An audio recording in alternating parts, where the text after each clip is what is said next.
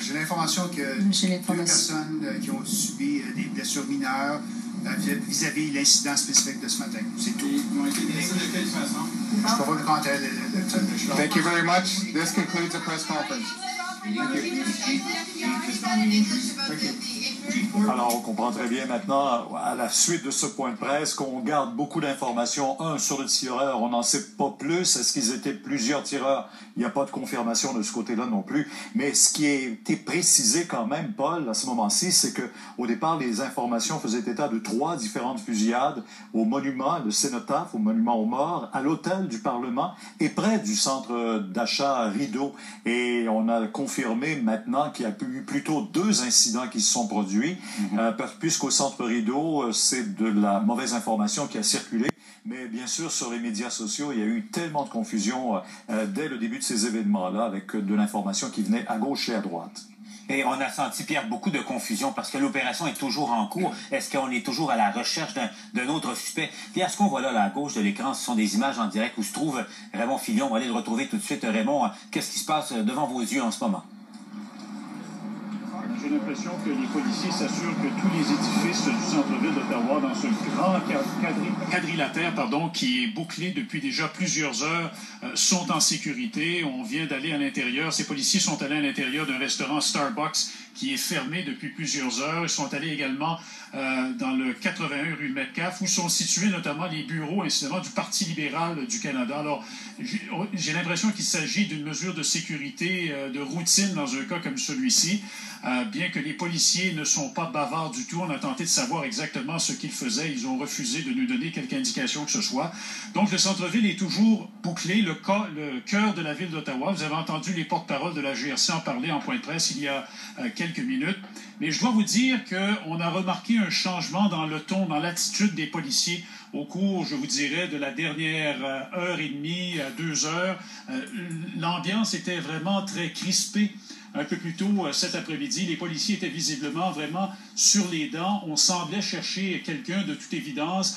On a vu des policiers à la course ici, rue Metcalfe, également un peu plus à l'ouest du côté de la rue Bank, toujours au centre-ville d'Ottawa. Les policiers qui semblaient de toute évidence être à la recherche de quelqu'un, d'un suspect. Mais je vous dirais que depuis 1 heure ou 2, l'ambiance a beaucoup changé. Les policiers semblent un peu plus relax, beaucoup plus relax, je vous dirais, Paul.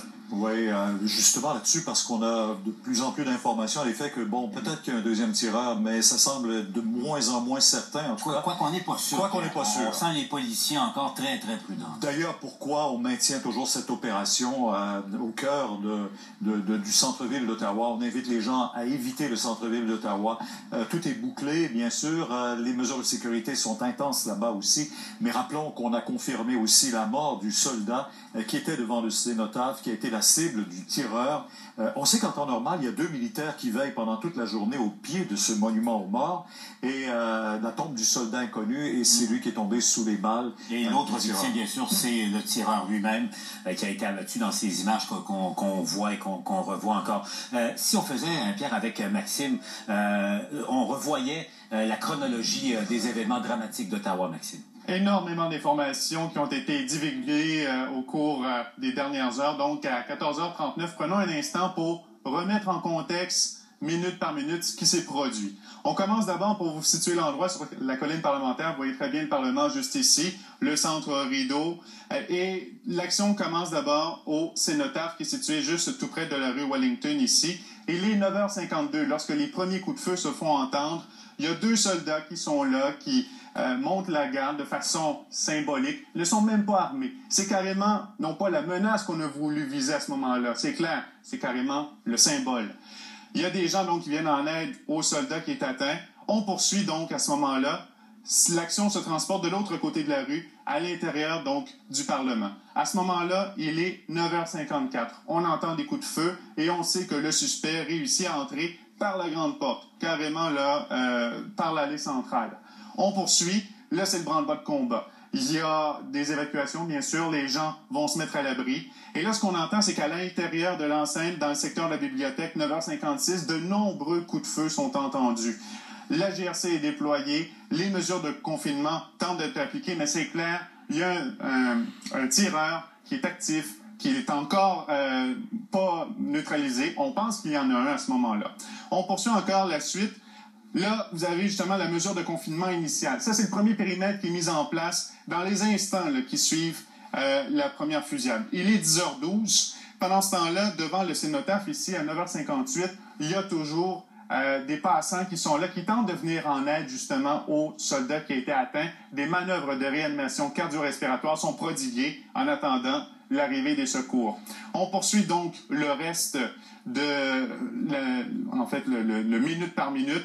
On comprend donc que c'est une immense scène qui tente d'être circonscrite par les autorités. On réalise à un certain moment donné, après avoir établi le premier périmètre, qu'il y a une voiture sans plaque d'immatriculation. Vous savez qu'en Ontario, les plaques sont à l'avant et à l'arrière. Celle-là n'en a aucune.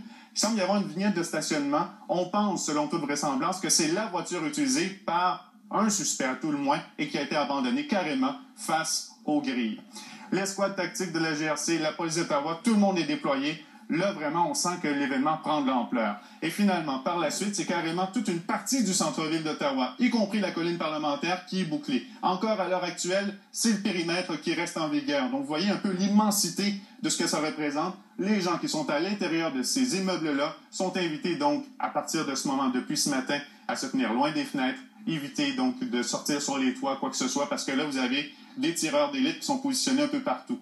Bien sûr, à travers tout ça, comme on a déjà vu dans le passé, beaucoup d'informations contradictoires. Vous avez des policiers parfois qui sont en civil, qu'on confond avec d'éventuels tireurs parce qu'on les voit armés. Ça a été le cas notamment au centre Rideau.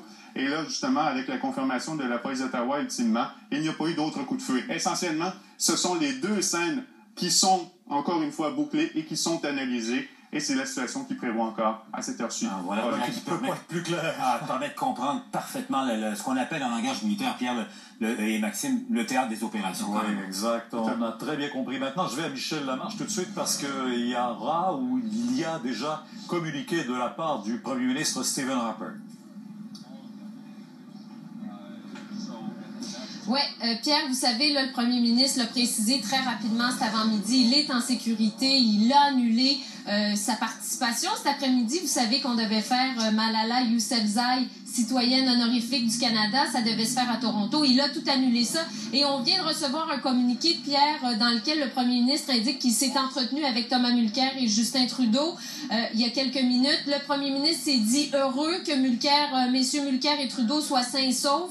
Et il a réitéré l'importance que le gouvernement et le Parlement continuent de fonctionner. C'est ce qu'il a dit aux deux chefs. Et dans le communiqué, on indique aussi, même si le premier ministre a indiqué que les faits sont encore en train d'être recueillis et en cours d'ailleurs, il a condamné cette attaque méprisable. C'est pas la première fois qu'on l'entend dire ça cette semaine, Pierre. Donc, une première fois à la suite des événements à Saint-Jean-sur-Richelieu et une fois aujourd'hui à Ottawa pour des événements qui sont toujours en cours. Je sais, j'ai entendu mon collègue Raymond Filion un peu plus tôt vous dire que ça avait changé un peu l'atmosphère. On sent les policiers un peu moins sur le qui-vive que tôt en avant-midi, bien que ça soit en développement.